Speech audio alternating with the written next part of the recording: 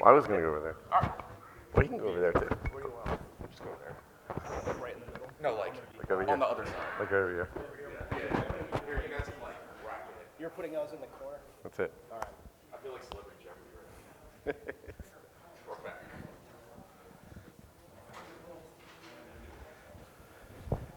All right, we got like a minute, I think. You could probably go a little bit more that way. No, I want to be here. Be right here. I know, but then Like, I got I wanna to answer Yeah. all So how's everybody's day going? Good? Yeah. I know that we are the last thing standing in the way. He doesn't You care guys- how your day's going. He's just trying to build rapport. Yeah, I am. So I am. he doesn't care. We're trying to lull you Be in, friendly. and then Nick's gonna call everyone a loser. Like this has happened before, actually. Yeah. Tough love. So first off, I want to thank Student Veterans of America, the sponsors, BAE in particular, for having us out here to speak in front of you guys today. My name's Adam DeMarco. I'm going to be kind of the master of ceremonies, if you will, very low-key as I stand behind a podium. But one of the things that we want to talk about, in the military, we talk about task and purpose, right? And when we talk about task and purpose, we think organizations. Like, what is the purpose of this organization? What is the mission of this organization? We don't really talk a lot, if ever, about the purpose of individuals. And as veterans, we kind of fall into that trap, right? So a lot of times we'll talk to veterans, in particular with Warrior Rising, our nonprofit, and veterans don't really know why they're doing things. So today what we're really gonna explore is the why. And what is your why? How do you find your why, and what is your purpose, and how do you find it, right? So with us, two esteemed gentlemen, I use that term very loosely, Ken Venera and Nick Palmisciano. These intros and these bios, I just want to tell you, Ken sent me literally 5 paragraphs, so I had to cut it down a little bit. I changed it. But real quick, Ken's been with Warrior Rising since 2018, following a corporate legal career that spans 25 years. He has a BS in economics from the Wharton School at University of Pennsylvania, a Juris Doctor from Widener, that's like a lawyer, and then a Master's of Law from Villanova. Ken's been in the Veteran Service Organization space for over 15 years. Has been with numerous organizations, now serves as the Chief of Staff for Warrior Rising. And then Nick Palmisciano. Nick's a graduate of West Point, has an MBA from Duke, served for 6 years as an infantry officer before shuffling off into the world of business. He's shuffling off. Where he worked at a Fortune 100 company before creating the successful marketing firm Diesel Jack Media and Ranger Up. And if you're familiar with Ranger Up, it is the first and largest military lifestyle brand in existence. So, with that, Nick, first question's to you. How in the hell did you become a CEO of the first military lifestyle brand? Yeah, so I didn't plan it. And it ties a lot to what you were talking about with purpose. So when I got out of the military, I had what I would consider like the easiest possible transition path. I went to Duke, right? Like that's how much easier could it get? Got a Fortune 100 gig and was making a ton of money. I'm just very candidly making more than anybody in my family had ever made. And it was the least happy that I ever was in my entire life. I hated it. And it wasn't because the company was bad. I worked for John Deere, $40 billion company, phenomenal people, but I did not know what value I was really bringing to the world. My job was easy. You know, I was told I did well, but it was like, man, I just feel like I'm a cog in a machine. And so at the time, I was volunteering still with the Duke ROTC, and I was teaching them, you know, small unit tactics and combatives. And the kids that I taught were always complaining about, you know, hey, everything in the military space is like a biker T-shirt, skulls and snakes and death from above. And so I started making like funny shirts for my students. Like I wasn't charging them. I just literally went to Michael's in Microsoft Paint, made some funny sayings, and like heat transferred them onto T-shirts, and they loved them. And they were like, hey, you should get somebody that's actually talented to put these same ideas on, you know, screen printed T-shirts. And so I was like, you know what? I need something that I don't hate, professionally. So I started this hobby. That was, 2006. And I started getting like emails from Afghanistan and Iraq, like, these are awesome, thanks for doing this. And, my hobby got bigger and bigger. And then about 3 years into my hobby, my boss called me into the office and said, hey, you're getting promoted, and you're going to get a $100,000 raise. And I went home, and I thought about it, and I said, man, if I do this, I am trapped in a life that I hate forever, because I'll be making too much money to have the guts to ever leave this. So I went in on Monday and I quit. My parents were like, you're an idiot. My friends that I went to business school were like, you're an idiot. My military friends were like, yeah, ride or die, bro. And I almost died. At my worst moment, I went from a dude that didn't have to check his checkbook, like didn't have to even like wonder if I had money in the account, to single dad, 2 kids under 3, renting 2 rooms in a buddy's house, $57,000 on my credit card, $1,300 in the bank. Happiest I had been since I was a civilian, or since I was in the military. And I had decided already that I was going to get a second job if I needed to, so I could keep working on my hobby. And then fortunately, things really started working. You do your best work when you're desperate. Any of you that start businesses, you will have moments of desperation. You do your best work when you're totally screwed. And Ranger up and ended up blowing up, and eventually became an 8-figure business, and kind of what I'm known for, which led me to be able to do other amazing things like Hollywood movies, my new company, and a bunch of other projects. Yeah, so with that, everything that you've done, and if you guys aren't familiar with, Nick Palmisciano, Google him or follow him on Instagram, because he does some powerful things, but everything that you do has a social impact aspect to it. Can you kind of touch on that? Yeah, I mean, it's really simple. When I left the military, I thought I thought making a lot of money would make me happy, and it didn't. And so then I had to, when you realize a goal, and then you look at it and say, like, man, like, what is it that I missed? I did not feel like I was making a difference in anyone's life other than my own, and that didn't make me happy. That wasn't enough. And so, I look at it like my success with Ranger Up, like, I'm nobody special. Like, it's not like I'm some valorous badass. I was a standard issue infantry officer. But this community has given me, a place that I don't necessarily deserve. And so I have an audience. For better or for worse, I have an audience. So I have to do good things with that, or I feel like I'm a grifter, like somebody that's just profiting off the community. So I always try to do good things. Anytime that I have the opportunity to give back, anytime I have the opportunity to help somebody, that is like the North Star for how I do business. Like, my goal in life is to go to bed every night sleeping well, because I feel like I did good things for good people. And when I have used that as my guidepost, my life has been great. Sometimes making a ton of money, sometimes not, but just happy. And so for me, that's what I need. Other people need money. Like, that's what makes them happy. Other people need attention. Super important as you move forward to be honest with yourself and decide what you need to be happy. Because if you don't, you will waste time. Like, lie to anybody you want, don't lie to yourself. If you need money to be happy, go make money. If you need to be famous, if you need people paying attention to you, go do that. But you really have to be honest with yourself. What do you need to be happy? And if you go after that, you'll be successful, you'll be happy. That pretty much summarized our entire presentation, so Yeah. thank you for coming. So happy hour now. Drinks on Nick. All right, so Ken, so you've been in the veteran space for a while. Just curious, what first called you to serve? Step out a little bit for me, please, on the other side of Nick. Thank you. Sure. So, all right, there you go. Thank you.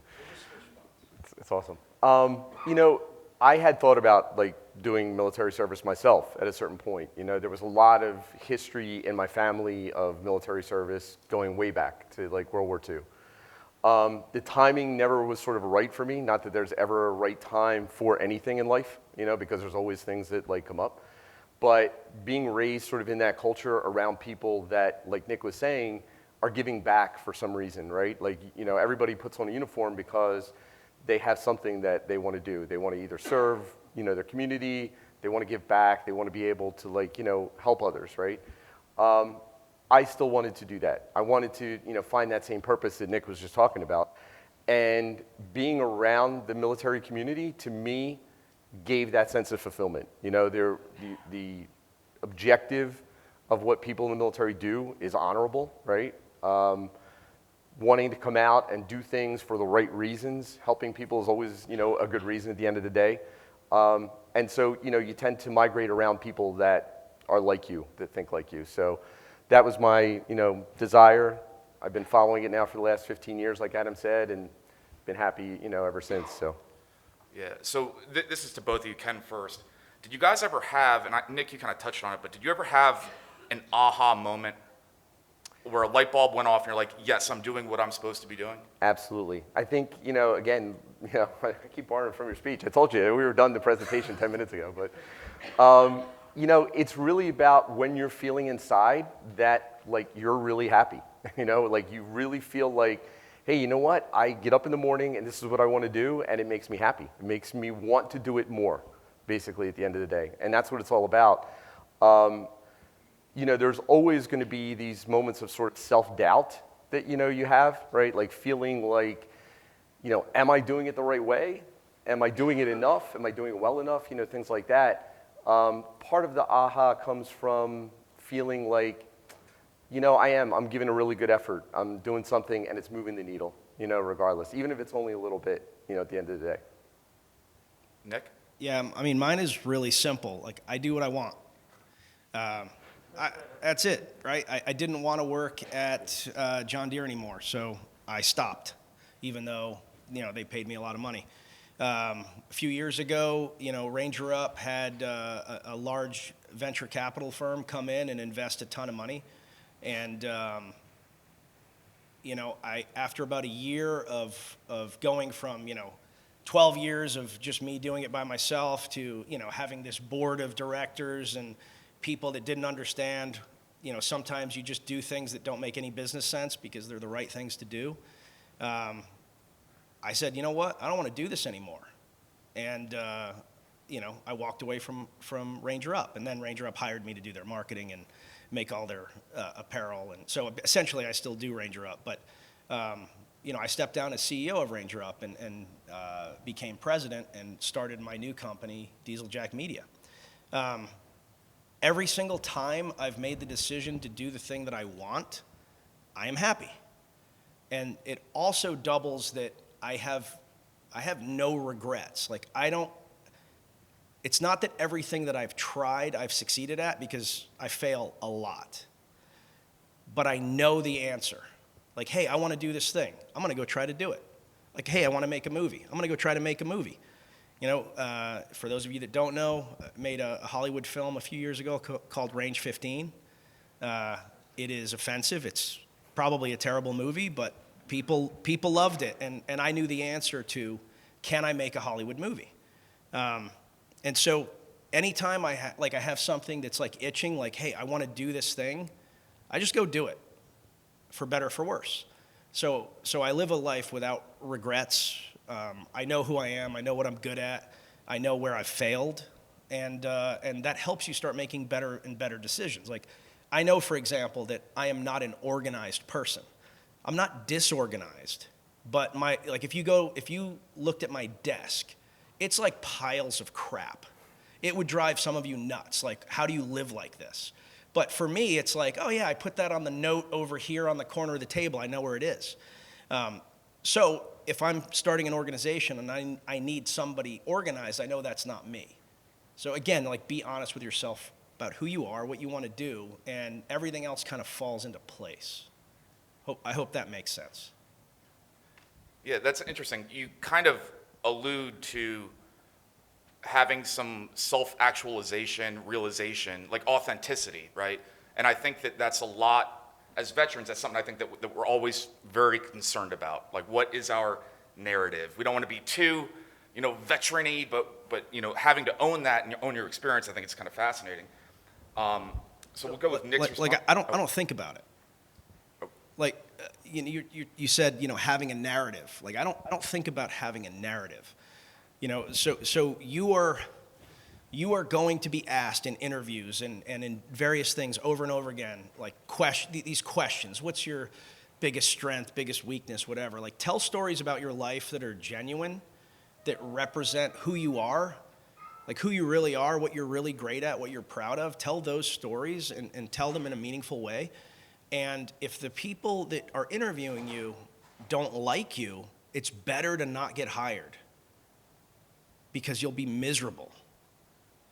Like an interview works both ways. Go in there, be genuine, be honest. It's not a narrative. I mean, like obviously if you're an infantry person, don't go in there and talk about body counts and stat, like there's a limit to like, hey, this is a little too vet, but but go in there and be yourself and be genuine and like, if you start trying to cultivate this, like, here's my work self and here's my real self, like you're kind of lying and it's hard to keep track of lies. It's exhausting, so, be very genuine about who you are and everything else will fall into place. You'll end up in the right place.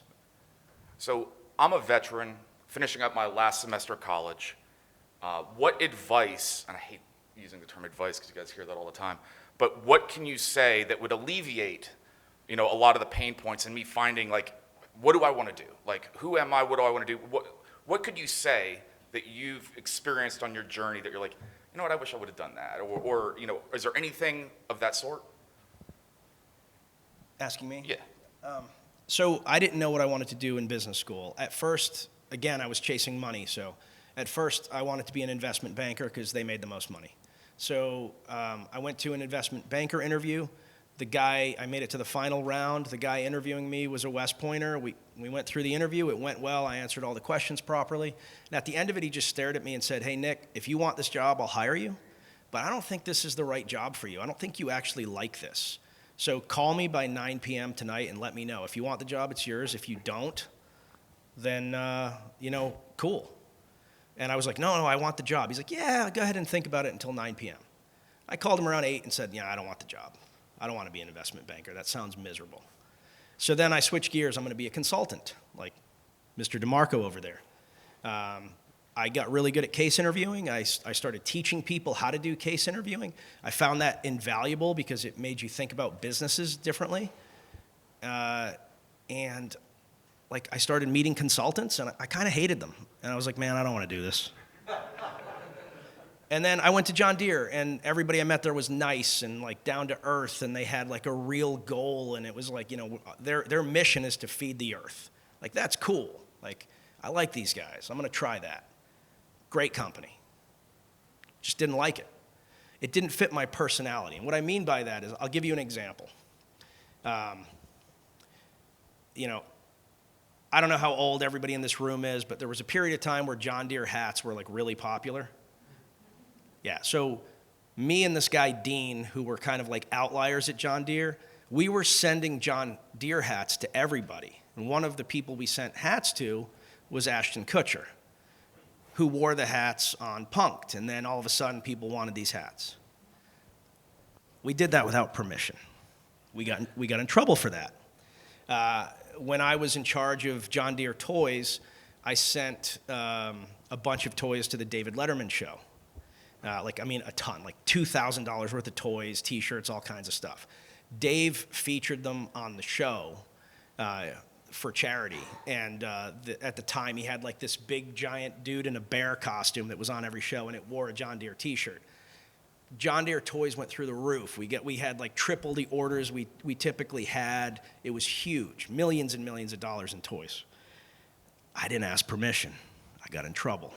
So those two things, like, they bothered me. It was like, man, I can't live like this. Which is dumb. I mean, admittedly, like, I realize objectively that's stupid. Of course, if you have a $40 billion company, you have to ask permission before putting your product on national news. Like, I understand it objectively, but, like, I didn't want to. Yes. Ken, what about you? You know, I started off, my first job, I was finance and marketing for, my major. You can say they're anti-food. So my first,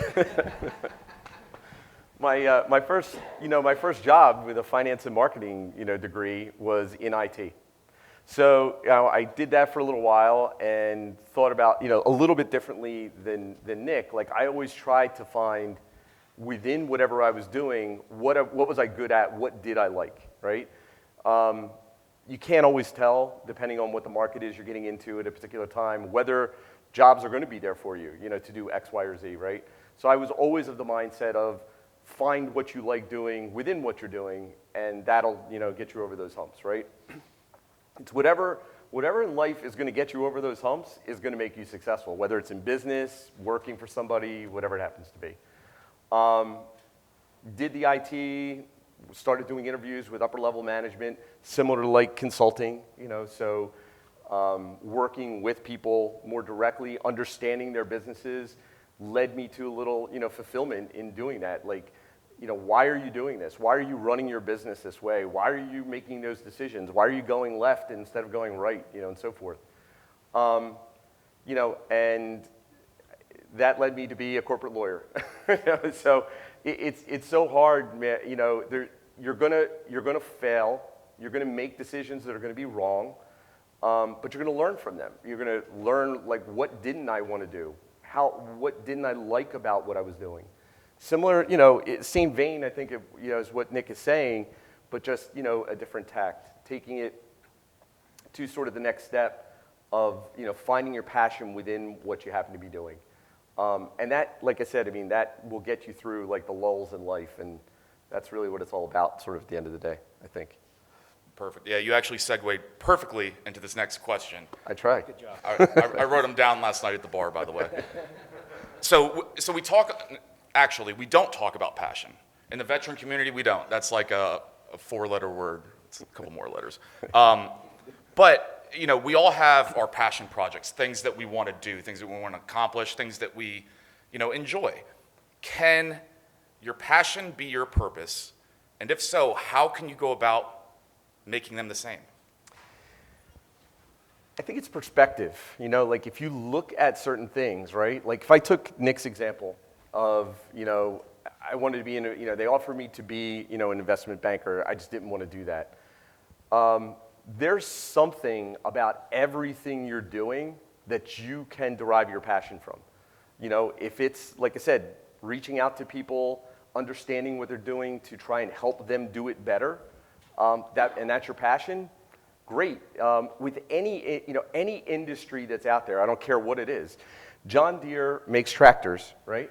So people think about it and say, well, I don't want to make tractors. Well, yeah, guess what? But they have a marketing department, they have an accounting department, they have an IT department, they have all of these things, public relations, et cetera. So you don't necessarily have to move around.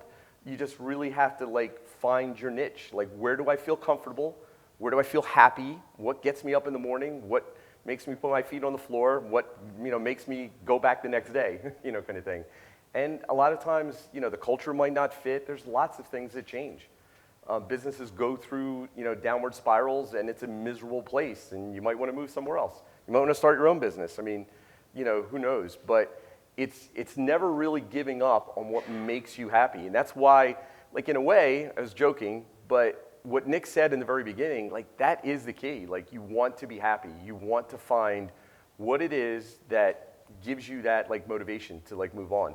And, your passion is what it is. Some people like talking to people more. Some people like being technical more. Some people like organizational things. Again, like a lot of things, Nick was alluding to earlier. Stick with that. Some people like being artistic. Great, be artistic. You can be in the graphic arts department of a big company, like whatever it happens to be. So, Stick with, stick with what you like, stick with what you know, stick with what, like I said, propels you forward, and, that'll lead you to the right place at the end of the day. And Nick? So for me, you have to look at yourself, because I used to tell everybody, chase your passion. I don't anymore, which I know sounds weird. For some people with lower risk profiles, chasing their passion destroys them. It makes them miserable. They're fraying at the edges. So there's like a continuum, right? If you're a high risk person and you're comfortable failing, chase your passion. Invest the best hours of your day. And this is how I look at it. The most valuable resource that you have is time. I have no time. I have no time. I mean, it's impossible for me to explain to you how little time I have. I have my day job, Diesel Jack Media, which manages marketing and media for 30 companies. I have a nonprofit that I started as a result of the Afghanistan withdrawal, where we're still evacuating Afghans, where we're helping people, get, acclimated into American life. I just finished a book that I wrote with Tim Kennedy. I have no time. And so for me, time is the only resource that I have that really matters.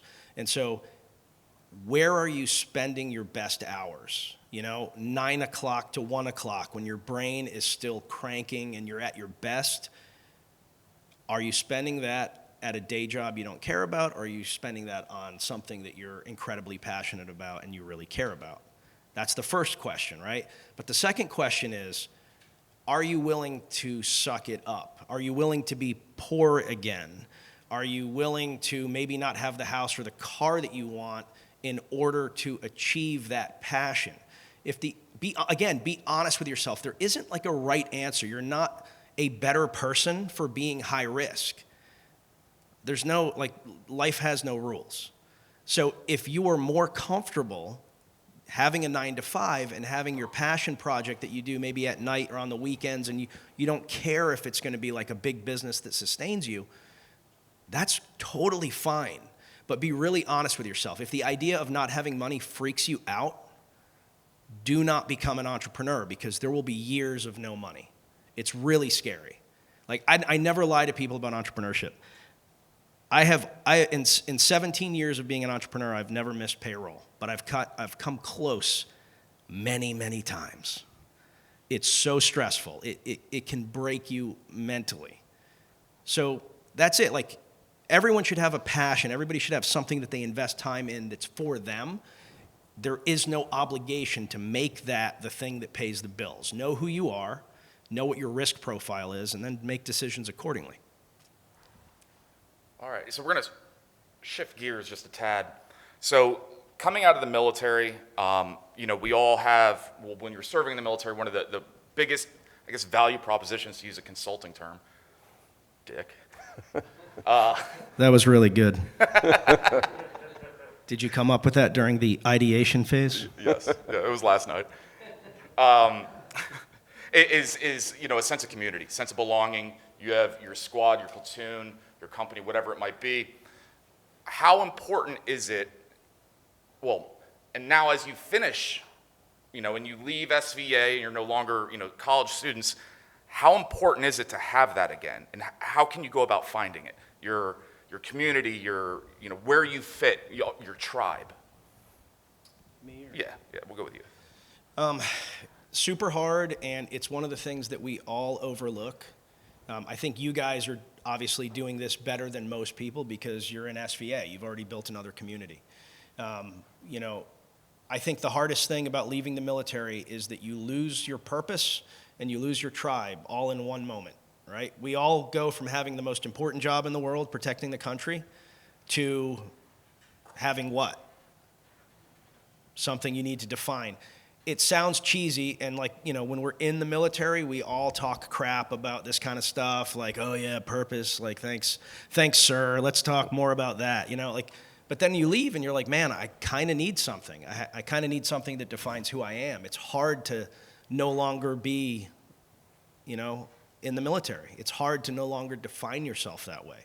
So that's the first thing. But the second thing, no matter who you were, how optimistic or sarcastic or whatever you were, when you were in the military, there was a tribe of people around you that solved your problems, right?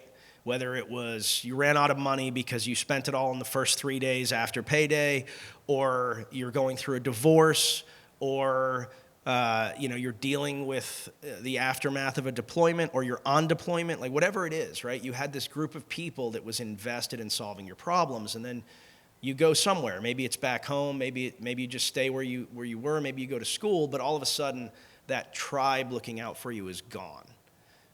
And so it is important, and I did not realize this, and it had a negative impact on me for a while. It is important to rebuild that tribe. Even if it's virtual, even if it's like keeping tabs on your old friends from the military, or finding people with the same goals you have. For me, I've been a grappler my whole life, so jiu-jitsu is a big part of my life. Not because, at this point in my life, I'm not trying to be, world champ in jiu-jitsu or anything, but going and grappling for a few hours, a few times a week is important to me. You've got to find that thing, that group of people that becomes, your next tribe, so that you have, folks around you looking out for you that share your goals, that live the way that you want to live. I hope that makes sense. If you don't have purpose and tribe, life gets hard. You get depressed. I'm not a scientist, so I'm not gonna claim that I have the answer, but my personal opinion, having talked to a number of people that are experts, is that when you talk about veteran suicide, it comes down to a lack of those two things. So look out for yourself and make sure you have them. And purpose doesn't have to be some giant life thing. Right now, for all of you, I'm sure purpose is graduating and getting a job or getting the next job, right? There's nothing wrong with that. But as soon as you achieve that purpose, make sure that you have another one. Awesome. So Ken, I'm going to switch the question a little bit. So with Warrior Rising, Warrior Rising is a 501c3 nonprofit that helps veterans start businesses. But we often say that what we actually do is help them find a renewed sense of purpose. Can you talk a little bit about what you've seen with some of our veteran entrepreneur, you get it? Some of our veteranpreneurs and Consultant. But, God, you got me there. Some of the dynamics, right? So this group here, all different shapes and sizes, literally, and all different types of companies, businesses, software, product-based, whatever, but they all have something in common. Can you kind of talk about that community? Sure. Let me take one step back maybe for it a little bit.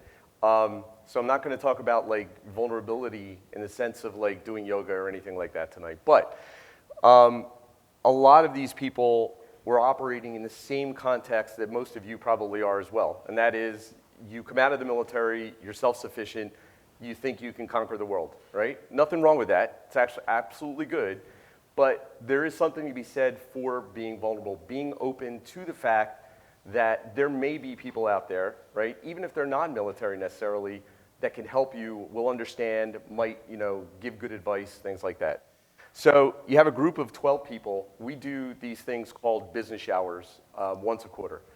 And we take pretty much the top 12 to 20 people that have gone through our program. We have about 2,500 people that apply every year. And we bring them out to a location. And we want to give them, sort of a kickstart. We give them a computer. We give them a business suit. With the help of Diesel Jack Media, we give them, a commercial, if you will, a little interview, et cetera, or something they can use to promote their business, headshots, things like that, website development, and so forth. These people come from all over the country. They've never met each other before. They had no idea what their backgrounds were, other than they were all military, right? So there is a bonding point there, but they start to see that, oh, you know what? I'm doing, for example, one of our veteranpreneurs was doing shaving kits, and we talked about this in the morning session. And another one of our entrepreneurs was actually doing like grooming stuff for, beards. So one guy's trying to get you to get rid of the beard, the other guy's trying to like get you to keep it. But they saw like there was an opportunity to collaborate there, for them to work together to be able to do something. And not for anything, but again, that idea of I can do it on my own, it's a great asset for the military, that mindset, service members, but it can also be a big drawback because that's where people tend to like be competitive with each other and things like that. Whereas if you allow yourself to be a little bit open, right, to the possibility of working with somebody else or doing something else, you can make something better, right? And to throw a military term out there, it's force multiplier, right? You're making something bigger than what you are, at the end of the day. Yeah, it's perfect. I just want to chime in. Oh, yeah. If you guys are considering entrepreneurship, you're an idiot if you don't sign up for Warrior Rising. Like honestly, it did. Stuff like this did not exist when I started, and I have literally lost millions of dollars as a result of not having encountered situations, not having the right mentorship. You need to sign up. Like if you want to be an entrepreneur, you're thinking about it, you've already started a business, even if you're a few years in, there is so much you can learn, and the quality of the entrepreneurs that donate time to the organization is insane. I mean, you should absolutely do it. That's all I wanted to. Thank you. Thanks for the plug. I'll pay you. Not because of Adam. Not It's because all of of the other people involved. No, but Ken, you really hit something, and I said this earlier in our first session, and I'm like the king of cliche trite quotes, but there's an old African proverb, if you want to go, shit, I'm messing it up now. Fast. If you want to go fast, Go go alone, but if you want to go far, go together. I'll help you out in a minute. Yeah, I can't believe I messed that It's one all up. But yes, and that's really the tribe mentality. So, Warrior Rising, where we've helped over 2,500 veterans start businesses, really, I think one of the most important aspects that we have is we have this sense of community. And people buy into it, and it sounds really lame, from a veteran. I'm like, I don't want to be with a bunch of other veterans, but there is something to it because it's that shared experience that we all have. So kind of at this point, really want to turn it over to you guys. This is the last session of the day, and open it up for open Q&A for y'all. There's a mic I think back there, but if not, you can just shout it out, and I'll repeat the question for everybody so we can hear. I think I have the only mic. Oh, okay. I will walk up to people. Ooh. Nice. Or Ken can do it. No. Well, then I'll have two mics. No, just stand there. So at this time, I mean, you guys, we're here for you to provide any feedback or, if there's anything that you have questions about, I have no feelings. I'll answer anything. So, like, honestly, if you have questions about any of this stuff, please ask. Yeah.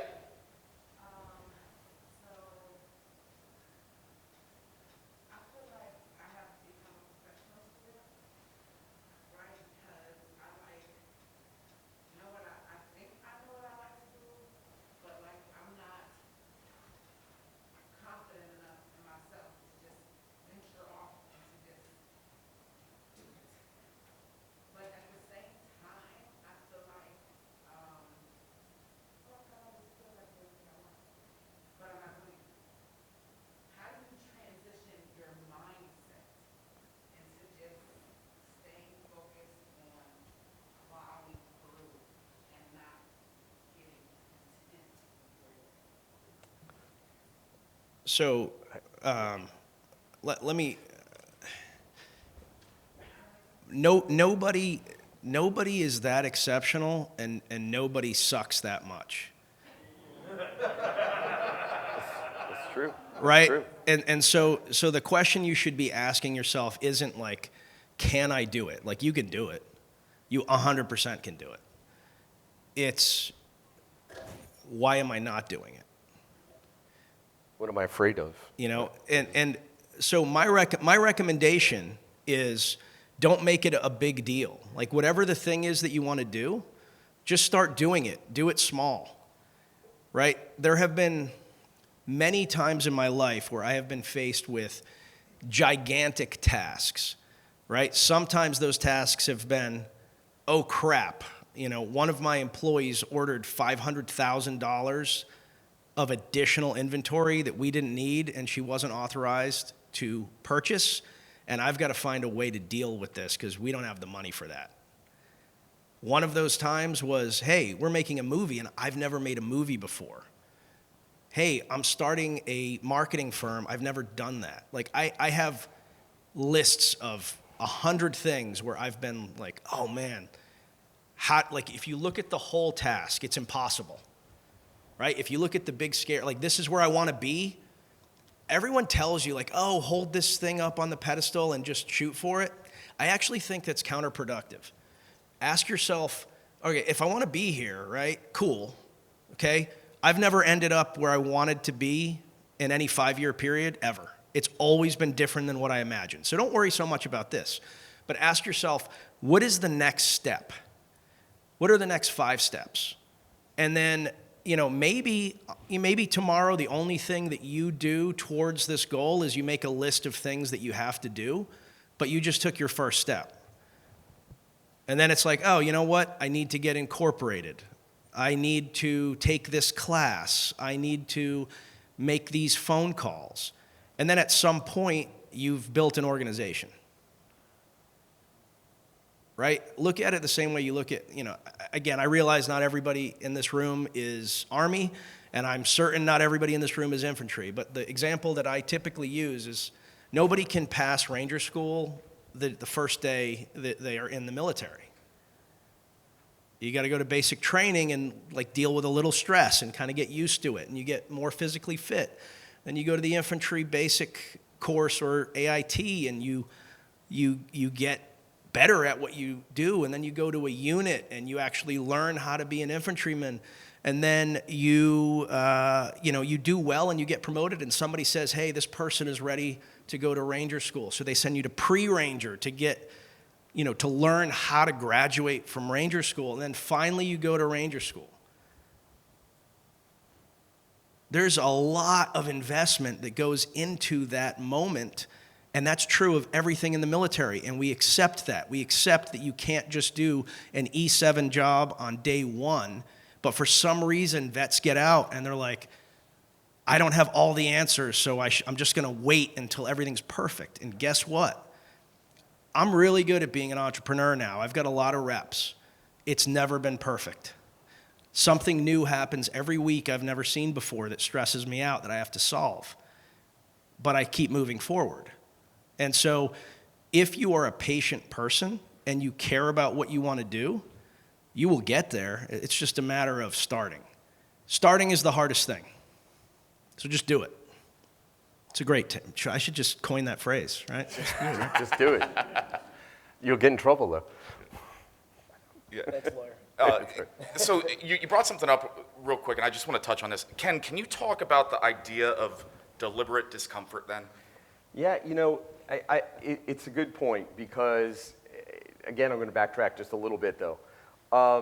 Along the lines of what Nick just said, if you think about the way your college is structured, right, you have like intro level courses, and then you have advanced courses, and then a little bit more, right? There's a reason why.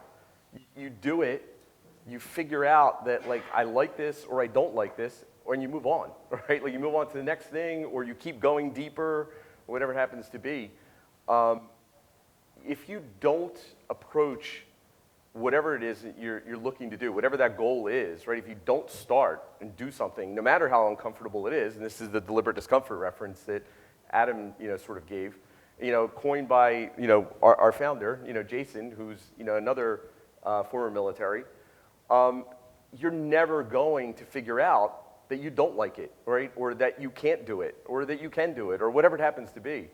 You can't figure out what's going to happen sitting at home like behind a desk. Like you're never going to do that. You're never going to see that, oh, you know what, I didn't necessarily like doing this so much, but I like doing this part of the job. And then I start doing that more. Same with businesses. I mean, I said this morning as well. Post-it notes started as a great failure in adhesives. Is a tremendous failure. And look at where Post-it notes are today. I mean, like, you can turn anything into anything, I firmly believe, although Nick's probably going to say no, but. That was good. Awesome. Sir? How do you determine when something is soul-crushing and mindless and pointless versus being a necessary evil? You talk about getting to make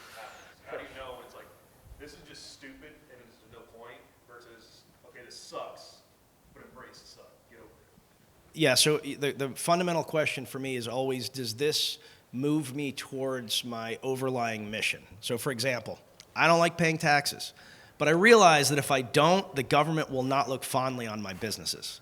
So I do it. Like you have to run, good accounting. I hate accounting, but you have to do it because to achieve the mission, you have to do it. If I hated marketing and I own a marketing company, that's a problem. So I don't care, my least favorite like memes are the ones where it's like you see like a couple's legs are up at the beach and there's like martinis or something between them and it's like entrepreneurship is working 5 years like no one else will so you can live like no one else can. I don't know a single entrepreneur that has had that experience. It's like decades of soul-crushing work, but you're excited about what you're doing. Like the work that you do, you love. Like I enjoy solving marketing problems for companies. Again, I only work with people I like. If I don't like a client, I fire them. I'm serious. Because, the way that I look at it is if somebody calls me at 2 a.m. and says, I have a crisis, I need you to solve this problem. I'm not getting out of bed for somebody I hate. I'm just not. I'll be like, hey, sure, call us between, 9 and 5, Monday through Friday, and we'll work on, but no, you can't be like that. So, I enjoy solving those problems, so I do that. If I ever don't enjoy solving those problems, I won't do this anymore because I won't be able to do a good job for my clients. I won't feel good about the work because I will know I'm not giving it my best. If I just add one little tiny thing to that too. A caveat? Yeah, no, not caveat. A dovetail. A dovetail. A little more, like a little more gravy on the You top gonna of the mashed piggyback on potatoes. this? No, I'm gonna piggyback. So, if you feel like no matter what you're doing, no matter how much it sucks, you're learning something from that, like something inside you is coming good from that, you're moving forward. I mean, it's the basic point Nick said, but I'm spinning it with the learning. Like you learn and get something out of it that pushes you, forward. The quote somebody made today was it Edison, right? He said, like, I didn't find 2,000 ways, to screw up, to make a light bulb. I found 2,000 ways not to screw up, like in order to make a light bulb. So, That was me, by the way. that was you? All right, okay. Much better when you said it. Yes, ma'am. I feel a little late, so apologies if this was talked about, but Unacceptable. if someone's interested in becoming an entrepreneur, how helpful do you think it is getting an MBA? Absolutely not. Totally waste of time and money. And this is like, I have a Duke MBA. You are not going to get anything valuable for entrepreneurship from an MBA. I really mean that. Like, you will just have that debt. It was super fun paying back 114 grand for 2 years. Anybody feel differently? Yeah, so I went to Georgetown for grad school, and I studied what I wanted to study, what I really liked, which was like nerdy international affairs stuff. And then I decided, I'm going to go to the University of Maryland and get an MBA. And I hated it. I dropped out after like 2 semesters. I was like, I'm not doing this. Honest to God, business school is created to check a box so that you can excel in a corporate world. If you want to go corporate, definitely get an MBA. You will significantly increase the amount of money that you make. But I mean, honestly, if you are better off taking a lower paying job with a small company that is adjacent to what you want to do and spend 2 years there learning and figuring out, the ins and outs of that business than you are taking class. I mean, listen, again, maybe I'm the wrong person to ask this question, but I went to business school expecting it to be transformative. Instead, like 8 weeks in, I was showing up to class with Nalgene bottles full of gin and tonic.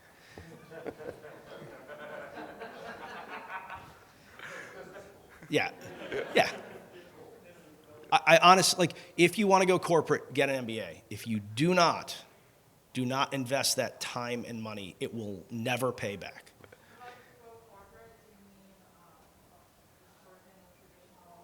Yes. If you want to work for a big company, get an MBA. If you want to work for a small company, MBA doesn't help you. They don't care. I don't even know if, so I ask for everyone's resume that applies for jobs at Dieseljack, but I actually don't care about their school because we have tests for every job. So if somebody crushes the test and they have no education and somebody else does poorly but they have like Ivy League schools, I don't care. It's who crushed the test. Small businesses are, we cannot afford to have people that don't contribute, so we don't care about the things that companies typically care about. Larger companies don't have time. They have to hire so many people that they have like boxes to check. Like, oh, do you have a bachelor's degree? Do you have a master's degree? Do you have an MBA? Like, these are boxes that they check because it reduces their risk. But like, so if you want to do anything other than large business, don't get an MBA. Keep in mind, that's coming from two guys wearing T-shirts and blazers, so. Well, I'll give a little Because I credibility. want to. No, but I'll give a little bit of credibility to what they're saying. You know, coming from a guy who spent way more years in school than he probably should have.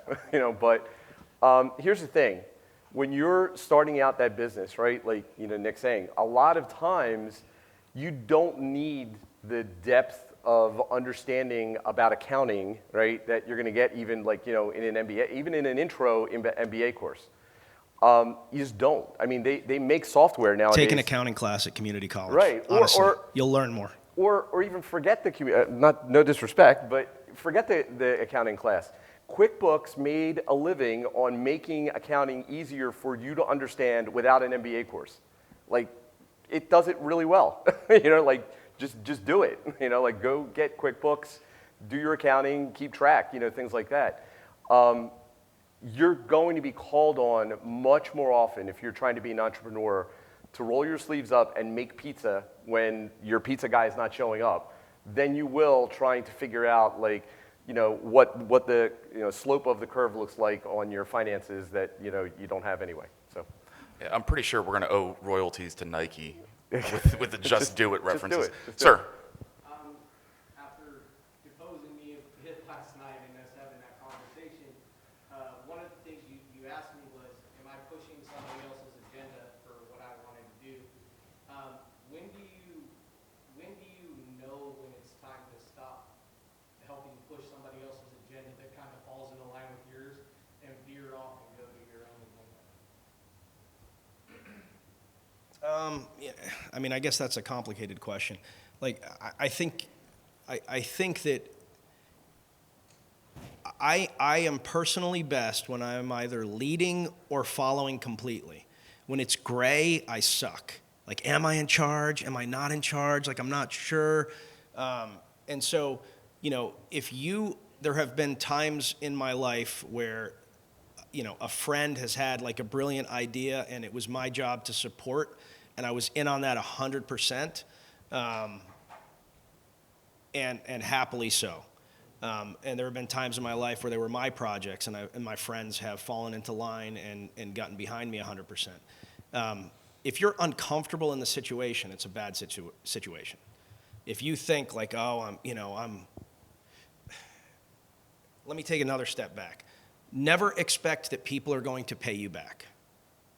When I lend somebody $2,000, I assume I will never see that $2,000 again. If it comes back, great. The same is true with effort. Oh, I did all of this stuff for this person, and now I want them to help me and they don't want to. It's just human nature. When you find people that do reciprocate, those are the people you should invest heavily in, right? That guy sitting over there, his name is Hollywood Hurd. Hollywood was the second unit director for Range 15. He donated his time. He donated like $500,000 worth of equipment, helped us. Now he runs, video production for Dieseljack Media, right? If Hollywood needs anything, I help Hollywood. Why? Because he has never not been there for me. It's not because like I feel a contractual obligation. It's just he's one of the real people in my life that I trust with anything. aside from me. Yeah, I mean, No, Ken is a phenomenal person. So think about it like that. If you're like wondering, is this worth it? Are they going to help me? Is like that fundamental question is flawed. And if you think like I'm biding my time, but even though I don't like what they're doing, you probably need to get out. If you think they're doing good work, but you just want to tweak a few things, help them with the mission, finish that out, and when you're ready, do your own thing. And if I can throw a little more gravy. Hey, why don't you caveat? No, I'm not caveating anything. So the next step to that, though, is before you take that leap, right, you want to go do your own thing. The biggest mistake, and we see this all the time, not a shameless plug for Warrior Rising, but it's the biggest mistake I think people make being an entrepreneur is they don't accurately assess their runway. Forget about 2 years of income. Like, you better have that money in the, before you go out and actually do something, you better have, unless you're comfortable living on somebody else's couch and, whatever for, quite a while. So that should come into your thought process. Hey, I don't like working, in this position anymore. I feel like I'm really not getting anything out of it. I want to strike out on my own. Wait a minute, before I strike out on my own, do I have the runway? Can I do this, without making myself, destitute and miserable and even more miserable, than you should be. So, yes, starting part-time is valuable. You'll also figure out if you actually like doing it. So, question over here. Hi, my name is Phil Martinez with the University of Toledo. Thank you, gentlemen, for being here and dedicating some time for us today. I want to ask you about if you can muse on a time in your careers or in your life when you spent too much time, energy, resources into a project, you realized there was a sunk cost, and you said, I gotta get out, I gotta stop. Like, what was that moment for you like, and what was the project that you were involved in? You said, I'm done throwing money at this. It's not gonna work. Can I take this one real quick? Yeah. So in 2018, I came up with the bright idea that I was going to run for the United States Congress. And no experience in politics. I thought it was a good idea. I'm pretty sure I came up with it at a bar the night before. There's actually a funny story to that. That's exactly how that happened. And during the campaign, I honestly assessed myself, and I was like, I hate this. I do not want to do this. And it was taking literally everything away from me. Not only was I losing money, right, and time, the most valuable asset, but I was losing friends because we live in such a turbulent time that it was just so weird. I was like, this is not who I am. This is not what I want to be. No. And it was kind of at that moment that I had just cut sling load, and I was like, you know what, I'm done. I'm gonna see it out. But yeah, this is not what I want to do. And it was interesting because had I not done that, I would still to this day think that, yeah, that's something that I want to do. That's something that I aspire to. But it's not at all. So I think that, yeah, it was a failure short term, but it was really a success, if that makes sense. I have a ton of them. Just a ton of them. I'll use a very simple example. Ranger Up jeans. Hugely successful. We sold tons of jeans. They were a high margin product in theory. Getting consistent quality sizing was a nightmare. And so what started happening is, we were using a U.S. producer out of L.A., and as we grew and people started going from, buying hundreds of jeans a month to thousands, these guys were falling apart. And we didn't want to produce overseas. So we tried everything we could, and then we had so many returns coming in. And people were pissed. People that had been with us for years were pissed. And I looked at it, and it was tough because, we were making real money off of these jeans on a monthly basis. But I was also watching customer satisfaction drop. And so, you take a step back and say, man, I like this revenue, but I don't like the hassles. I don't like the unhappy customers. I don't like the fact that our producer seems to be getting worse, not better. and we ended up cutting off Ranger Up jeans, which it did. It sucked. I mean, it took our business back a step. But our customer satisfaction went back up. We stopped having, we were spending an inordinate amount of time dealing with Ranger Up jeans problems and less time thinking about how do we grow the brand. So that's an example where like it wasn't necessarily a loss, but it was. So. I think we got time for one more question. Yes. If you're selling a product, so like the first year you come out with it, you like cast a wide net and then find your target markets and then shrink the marketing right down to them? So the only people that can cast a wide net are Target, Walmart, and Amazon. People with lots of money. Those are the only people that can cast a wide net. They stand for nothing other than we have everything. If you're starting a small business, you need to make people hate you. So you need to zero in on exactly who you think your customer is, right? If you want to sell hoodies with panda bears on them, you need to find people that like panda bears.